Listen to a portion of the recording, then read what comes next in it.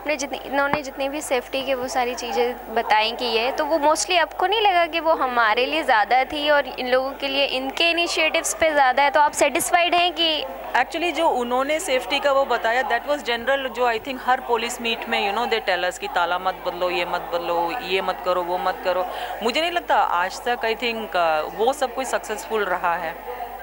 तो लाइक ताला नहीं लगाएं तो भी चोरों को मालूम है कि किस घर से दे वॉच कि आई एम श्योर जो मेरे सोसाइटी के बाहर जो फूल वाला या बैठता है ही नोज़ माई रूटीन, ये गाड़ी कब निकलती है, ये गाड़ी कब नहीं निकलती, मेरी मेड का रूटीन उसको मालूम होगा।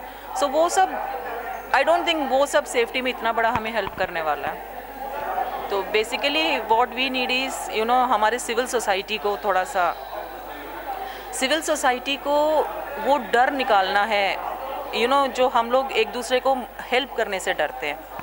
इवन अगर मेरे पड़ोसी का भी ताला टूटा होगा ना तो वो बंदा डरता है कि अगर मैंने कंप्लेन कर दी तो मैं फंस गया इसमें। तो इवन महिपालपुर में भी सिविल सोसाइटी का स्केयर ही हमने देखा था पुलिस के साथ ना, जो डर के मारे कोई आगे नहीं आया। सो वो हटाना है बेसिकली। अगर हम ताला बदलें ये बदलें उससे कुछ नहीं होने वाला है। फिर भी जो जिसको चोरी करना उसको मालूम है कि इनका रूटीन क्या है और इनके पड़ोसी का रूटीन क्या है, इनके वॉचमैन का रूटीन क्या है, इनके मेड का रूटीन क्या है, इनके घर में कौन कौन आता है, कौन कौन जाता है, ये सब उनको मालूम होता है। जो चोरी कर रहा है वो भी प्लान करके ही आ रहा है, अचानक कोई नहीं घुस रहा है घर पे।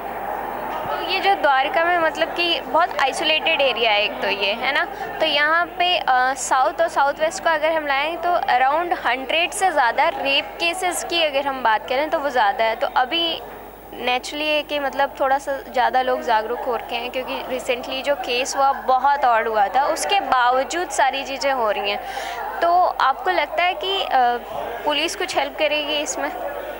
देखो इसमें क्या है कि बेसिकली पेट्रोलिंग बड़ा, जो एम्प्टी स्पेस, वेकेंट स्पेस है, जो सुनसान जगह है, वहाँ तो पेट्रोलिंग बढ़ा सकते हैं और कुछ कर नहीं सकते ये लोग, क्योंकि अनलेस अनटिल वहाँ लोग रहना शुरू करें वहाँ की पॉपुलेशन बढ़े।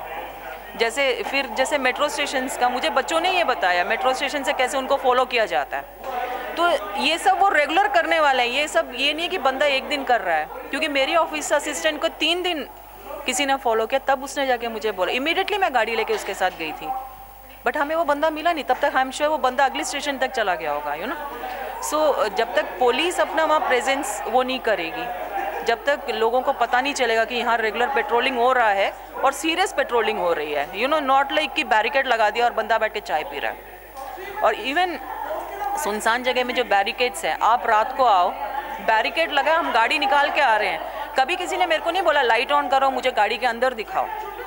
सो पुलिस को अपना पेट्रोलिंग और अपना जो काम करने का जो तरीका है वो इम्प्रूव करना पड़ेगा, मतलब सीरियसली उनको वर्क करना पड़ेगा। तो आप तो सेटिस्फाइड नहीं है ना? बैरिकेड्स आप ही बताओ ना, किसी बैरिकेड पे कभी आपको रोक के किसी ने रात को बोला? अंधेरे में तो मैं अपनी गाड़ी निकाल के आ जाती हूँ।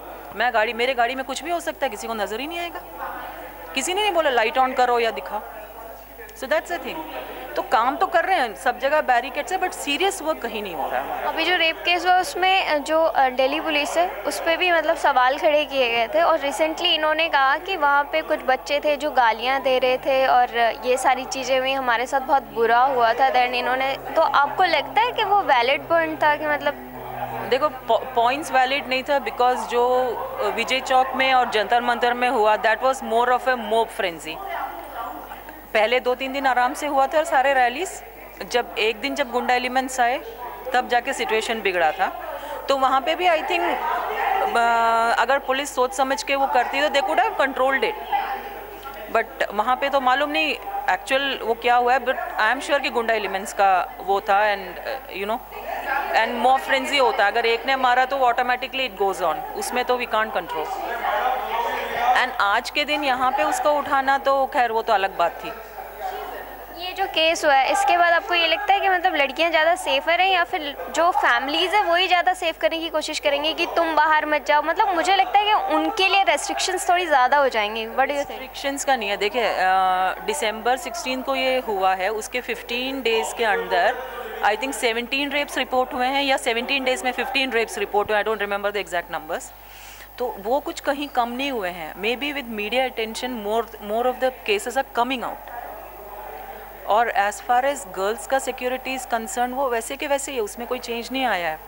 एंड फिर कुछ हमें भी ध्यान रखना पड़ेगा, क्योंकि एक केस तो उसमें ऐसा हुआ कि किसी ने फेसबुक में फ्रेंडशिप की और खुद you know she went and met those guys.